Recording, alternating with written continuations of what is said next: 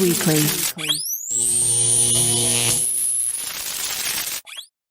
What's going on, everybody? This is James Grandmaster FAQs voice, and you're here for another episode of a Party Nerds exclusive. So what I would like to do is help everybody along, because I know a lot of people aren't too familiar with the hit novels that came out for a very long period of time. As a matter of fact, there's about 5 novels in Frank Herbert's Dune. It's almost comparable to, if you want to follow along and how they were brought to light, if you would think of it as a sci-fi version of maybe like a Game of Thrones, if you want to put it in that context, because people have had the opportunity to compare that in that sense.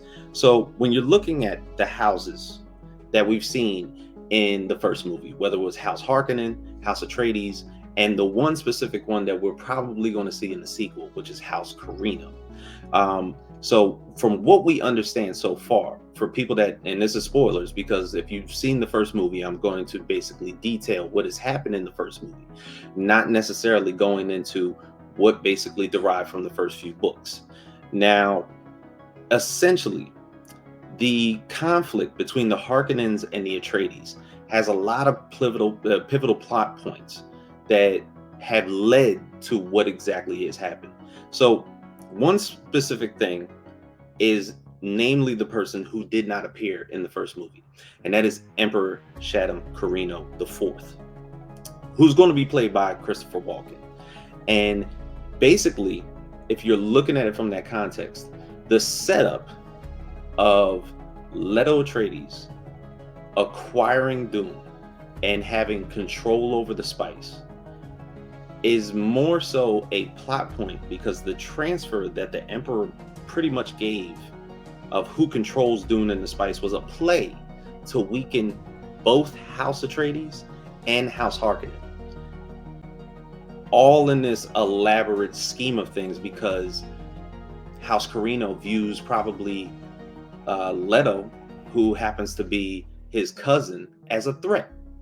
So when we're looking at it, it was pretty suspicious, the fact that House Harkonnen had to leave Dune and then was pretty much told by the Emperor that House Atreides was going to resume control. And just out of a whim, the Emperor said, we can control it, this is ours, so be it.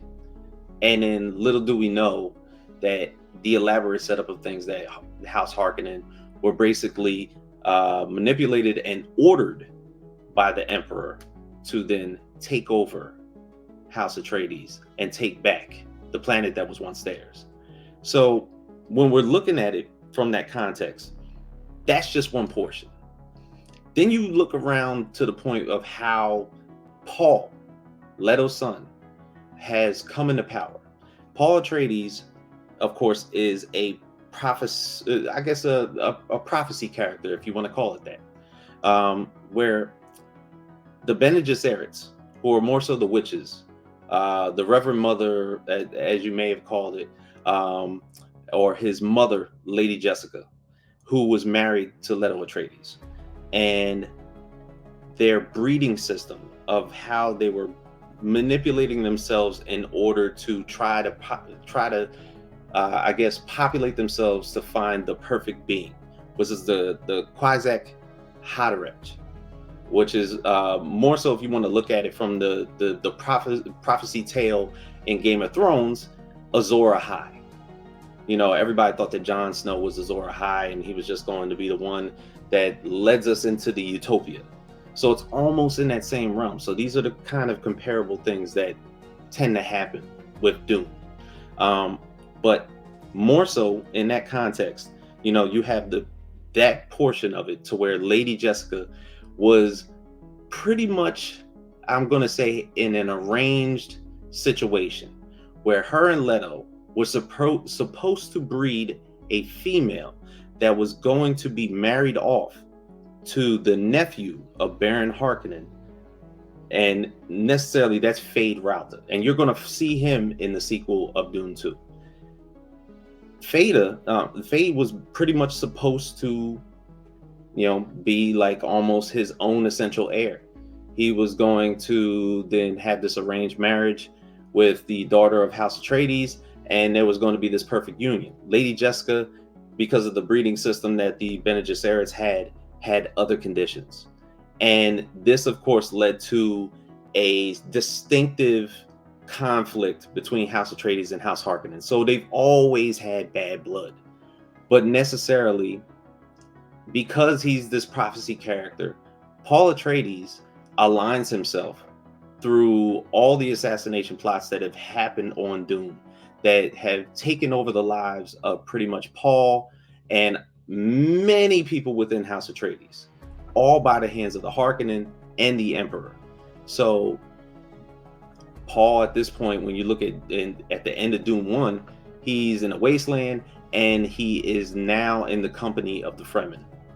The Fremen, of course, are the inhabitants of Dune, and they could care less about the spice. This is just mainly their planet. But the thing is, they were in conflicts and all-out assaults against the Harkonnens for years. But it wasn't even against the spice. It was more so due to the fact that they were actually just on their planet. And that's why you see when Paul is introduced to the Fremen that the conflicts occur. How can he be trusted? How can we have him be one of us if he's going to be aligned with us in the first place? And this is where he fits in. This is where he creates his army. He has to one day face House Harkonnen, who basically are the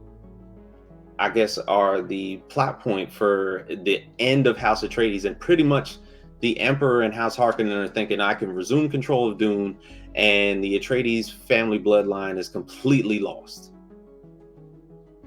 So when we're looking at this next coming film, you're going to see the rise of Paul Atreides. Now, does this continue on, and do we get to dive more into the more sequel matter, which is probably the next 3 novels in the Dune saga?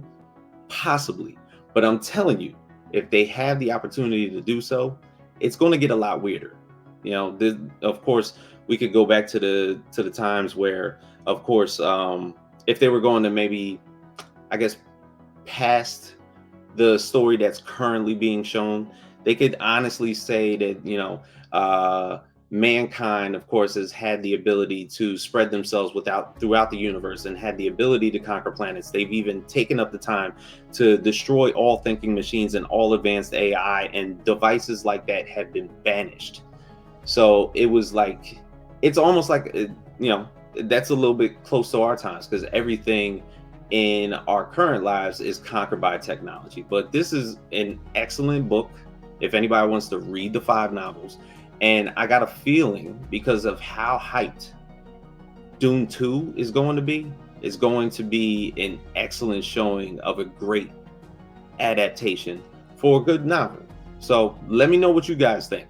If you're a fan of Dune and you're a fan of the series, and you find basically what I'm saying as far as the comparisons are concerned, do yourself justice. If you have to go back to the books, it'd be great for you to do so. But let me know what you guys think. Feel free to check us out in the comments. You can also check us out every Monday at 9 p.m. on our Party Nerds podcast on Twitch, Facebook, YouTube, and X.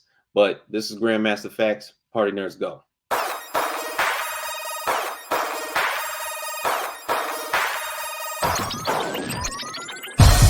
Party Nerds.